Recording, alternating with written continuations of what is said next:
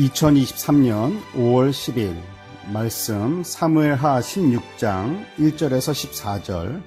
제목 혹독한 저주까지 겸허히 받아들이는 순종. 미국에는 신분 문제를 해결하지 못하고 불법 신분으로 살아가는 분들이 적지 않게 많습니다. 불법 신분이기 때문에 정상적인 직장을 구할 수도 없습니다. 그런데 그러한 약점을 이용해서 노동력을 착취하고 임금을 착취하고 속이는 일까지 있습니다. 돈 얼마를 더 벌기 위해 다른 사람의 약점을 이용하는 욕심 많고 간사한 사람입니다. 다윗이 아들 압살롬으로부터 도망하여 정신이 없을 때 요나단의 아들 무비보셋의 종 시바가 두 나귀의 떡 200개와 건포도 100송이와 여름과일 100개와 포도주 한 가죽 부대를 싣고 다윗을 찾아옵니다.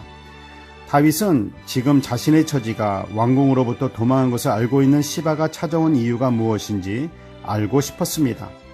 그러자 시바는 무비보셋이 내 아버지의 나라를 다시 찾을 것이라 했다면서 주인 무비보셋을 모함합니다. 시바는 다윗을 위해서 음식을 가져온 것이 아니라 힘들고 어려운 상황에 처한 다윗의 약점과 몸이 불편한 주인 무비보셋의 약점도 이용하여 자신이 원하는 것을 얻으려고 계략을 세운 것입니다.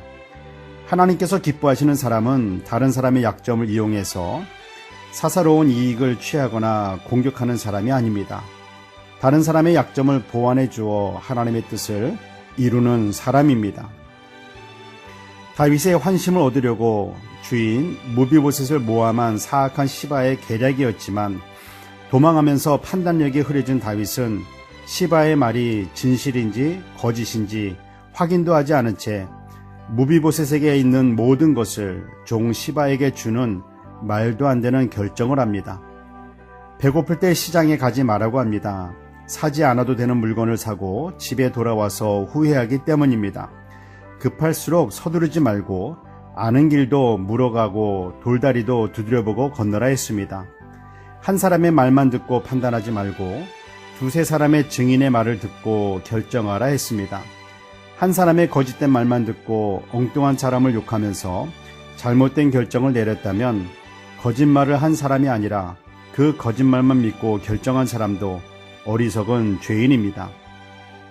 다윗이 도망하여 길을 떠날 때 가슴 아파하며 우는 사람들도 있었지만 사울을 따르던 사람들은 얼마나 통쾌했을까요? 사악한 다윗아, 사울의 피를 흘리게 하더니 하나님이 너의 나라를 아들 압살롬에게 넘기셨다. 너는 하나님께 버림받았다. 너의 시대는 끝났다 하면서 다윗을 조롱하고 저주했습니다.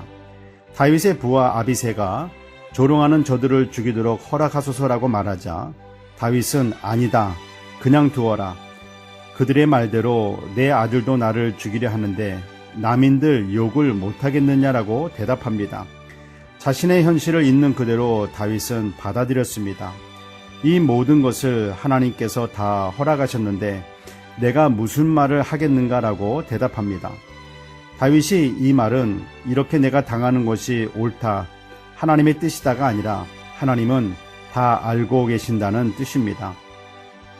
다윗은 압살롬의 반역과 베냐민 사람들의 저주, 다윗의 모든 원통함을 하나님께서 선으로 내게 갚아주실 것이라 믿음으로 고백합니다. 원통함을 우리가 푸는 것은 복수가 되고 판단자의 자리에서는 죄입니다.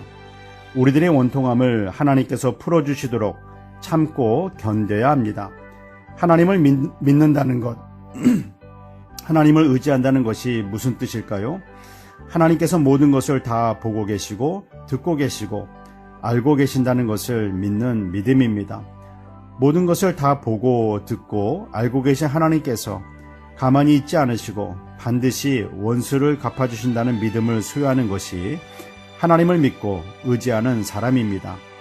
그러한 믿음의 사람, 그러한 믿음의 삶을 사는 우리 모두가 되길 소망합니다.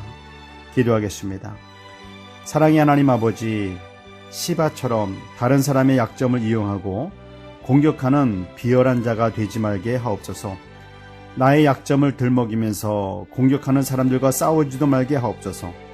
하나님께서 모든 원수를 갚아주실 것을 믿고 신뢰하면서 오늘도 소망 가운데 승리의 찬송을 부르게 하옵소서. 승리의 주가 되시는 예수님의 이름으로 기도드립니다. 아멘.